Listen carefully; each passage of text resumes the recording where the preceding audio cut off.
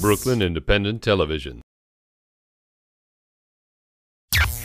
Ibrahim Abdul Matin is a man on a mission, and he's been called a voice for transforming our pollution-based way of life to one that prioritizes our planet and its people. His book, Green Deen, What Islam Teaches About Protecting the Planet, offers Islamic teachings to inspire us all to be better stewards of the planet.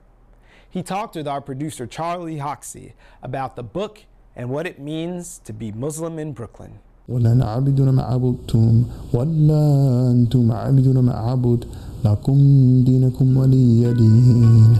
My name is Ibrahim Abdul Matin, and I'm the author of Green Deen, What Islam Teaches About Protecting the Planet. Right now I'm in Fort Greene. I live in Fort Greene. One of the beauties of living in New York, and in particular living in Brooklyn, is that you can literally go any place. And I just rode my bike over the Brooklyn Bridge, and it was about time to pray one of the prayers, and I just stopped and I prayed on the bridge. And there's nobody that stopped me, that said anything weird. It was just kind of like this, oh, that guy needs to pray. And it was just like, okay, that needs to happen. I've seen people break out and pray in the middle of the street, and cab drivers pull over and pray on the sidewalk. That's one of the beauties of living in a place where, there are a lot of Muslims in Brooklyn, and so there's an understanding that sometimes you need to just take care of your business. There's a little over 300 mosques in New York City in total, and the majority of those mosques are in Queens and in Brooklyn. And most of those mosques are small community mosques where people walk to the mosque in the morning for morning prayer before the sun comes up, and they walk home, which is that's the traditional way that a mosque should be centered around communities. Traditional way that churches were centered in the center of villages in Europe.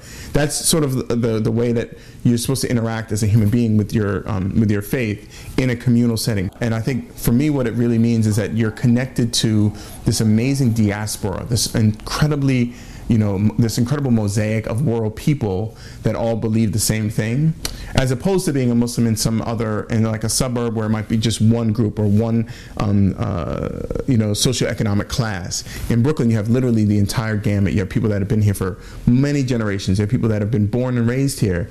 You have people that are just off the boat. And that's the beauty. You get really the amazing slice of what it means to be a human being when you're a Muslim in Brooklyn in particular. Thinking about the violence that happened in Queens to Muslim families, and the reaction to the 9/11 mosque, but also the reaction to other mosques. There was a mosque in Brooklyn that people were fighting against. There was a mosque in Staten Island that they effectively pushed back and beaten. There was this flush of anger. And at first I was very frustrated about it, and I kept thinking what is this anger about? Where does it come from? There's a lot of deep tension there. But New York at its core is a place of immigrants. People come here. It's a city of islands. It's a city of small villages.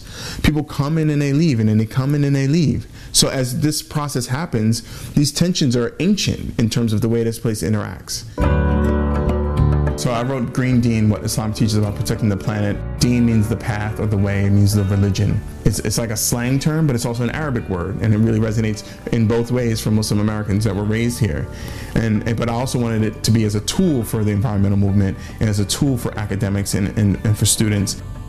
The primary thing is that we need to leave the earth better than we found it. Muslims are the Khalifa, or the stewards of the planet Earth, and the way that that's been understood, and it's also an idea in Christianity of human beings having dominion over the earth, and it resonates through all faiths. Really, the idea, I think the best of that idea is that we have a responsibility to take care of the planet, and we have a responsibility to instill justice on the planet.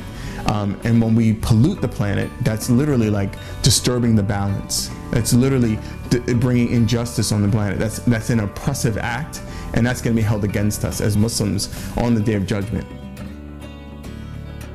What I really am doing in Green Deen is demonstrating that the path of Islam resonates with ecological principles, and that if you're following your path of Islam, you're going to also be very good to the planet. The Prophet Muhammad, peace and blessings be upon him, he said that even if you're making wudu, which is the ritual ablution before you pray, even if you're making wudu and you're by a raging river, if you're you're not going to waste water, but you should conserve. Really that's about getting you in a practice, in a mindset, in a physical mindset. We learn by doing, We don't learn just by speaking. Like if I have a little baby, and me and my wife talk about all the time, is that he's going to learn about what he sees us do, not necessarily about what we say. And so if he sees us consistently conserving water, that's how he's going to conserve water. What we're dealing with it, in this context with Islam and the environment and living in Brooklyn, is really like the sort of like the great challenge of living in this age and living in this era.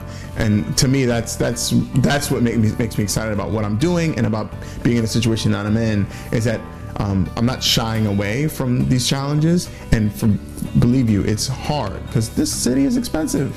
Everything that we're dealing with is crazy. But if you can curb your consumption in New York City, if you can figure out a way to compost in Brooklyn, if you can figure out a way to reduce how much you use in New York City, then you are a shining and beacon for the rest of the country. Watch this and other Brooklyn Independent Television episodes online at breakartsmedia.org/BIT.